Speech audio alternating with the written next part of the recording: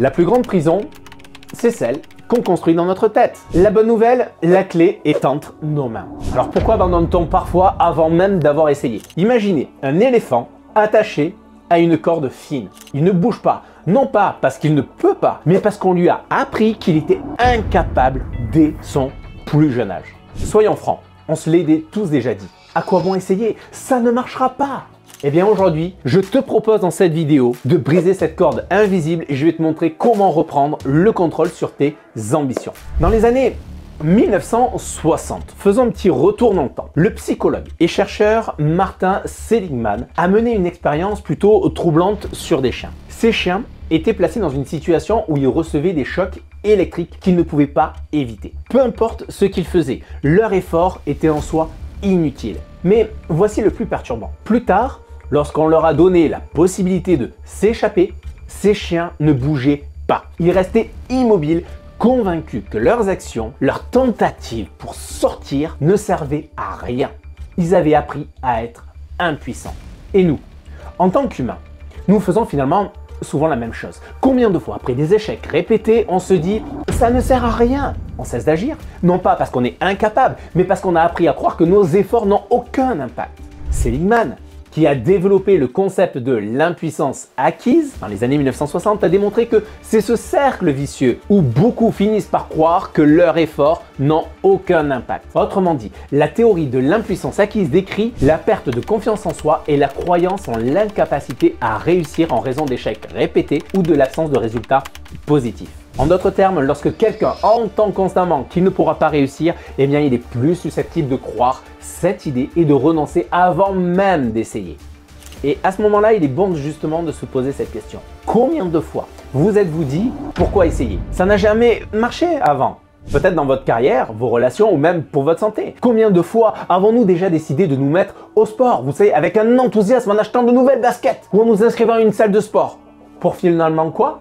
Abandonner après quelques semaines. Les premiers jours, c'est comment? Wow, c'est excitant, c'est l'extase. On a l'impression qu'on va faire le tour de la terre. On a les nouvelles baskets, elles sont là dans le placard. Oh, je sens, j'ai une patate d'enfer. On est motivé comme tout. On prend une grande gourde. Oh oui, parce qu'on va en dépenser de l'énergie, on va en dépenser. Et on prend la gourde, on achète tout l'équipement. On se sent motivé, on veut tout donner. On va dominer tout le monde, on va être même meilleur que le meilleur athlète du monde. La motivation est à son paroxysme. Mais rapidement, qu'est-ce qui se passe? La réalité frappe. Les résultats, eux, tardent à apparaître. Les kilos ne s'envolent pas. Les muscles, ils ne se dessinent pas. La seule chose immédiate, c'est quoi? C'est la douleur. C'est-à-dire les courbatures, l'effort, la frustration de ne pas voir le changement tangible opérer.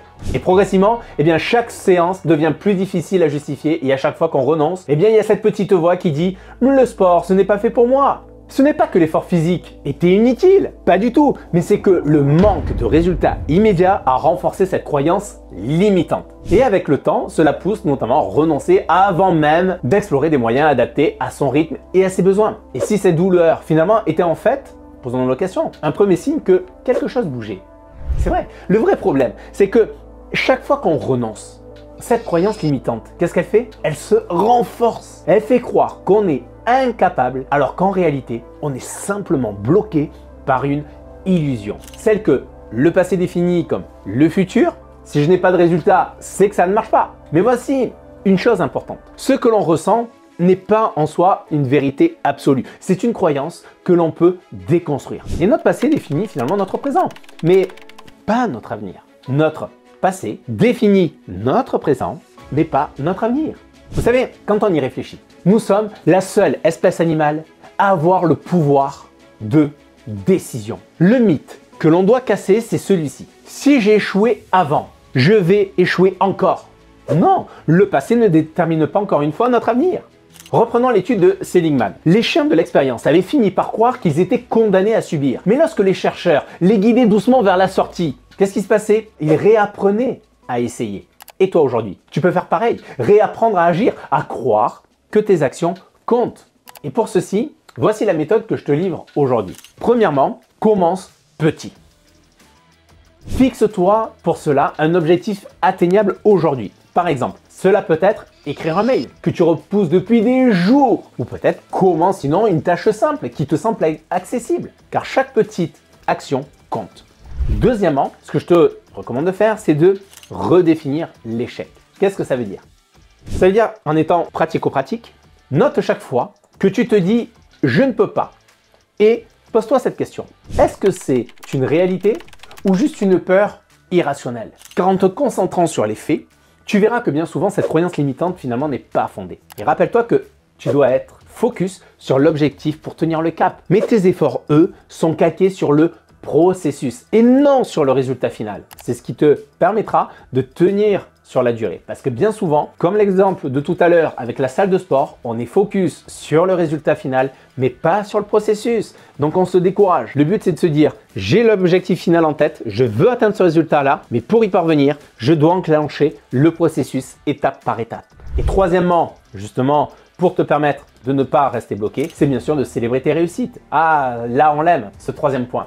Pourquoi? Parce qu'après chaque action, même minime soit-elle, eh bien, il est nécessaire de prendre un moment pour reconnaître ce que tu as accompli. Par exemple, écris dans un carnet ce que tu as fait aujourd'hui et ce que cela justement t'a permis de débloquer. Tu sais, ces petites victoires sont les pierres sur lesquelles tu vas pouvoir construire ta confiance. Et elles ne sont pas anodines. Bien souvent, on reste focus sur ce qui n'a pas été fait, mais regarde ce que tu as fait. Regarde le parcours accompli. Le focus, cette petite action que tu n'avais pas mise en œuvre, que tu n'avais pas envisagée peut-être hier, qu'aujourd'hui tu as utilisé pour rebondir, pour devenir encore une meilleure version de toi-même. Car c'est ça qui compte. C'est ça le développement personnel, la croissance personnelle. Faire un pas de plus aujourd'hui que ce que l'on a pu faire auparavant. Maintenant, imagine te réveiller par exemple chaque matin avec la certitude que tes actions comptent, que chaque pas, même petit, te rapproche de tes objectifs.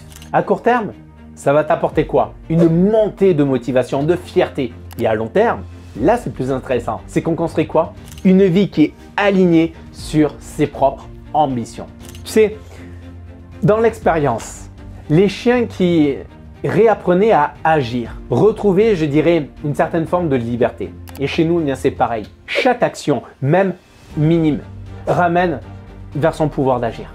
Alors toi aussi, tu peux briser ce cycle si tu te sens bloqué. Aujourd'hui, pour que cette vidéo te soit utile, je veux que tu fasses une chose. Choisis une petite action, n'importe laquelle, que tu peux accomplir dans les 24 heures. Une action simple, mais qui prouve que tu peux avancer. Et si tu veux aller plus loin, je t'invite également à télécharger mon e-book qui est 100% gratuit, qui s'intitule « Réaliser enfin vos rêves ». Il t'aidera à briser le statu quo et à passer à l'action pour enfin vivre une vie qui t'inspire. Je te mets le lien en bas dans le descriptif. La vie que tu veux commence par une seule action. Agis maintenant en devenant l'architecte de ta réussite. Je te dis à bientôt. Bye bye les amis.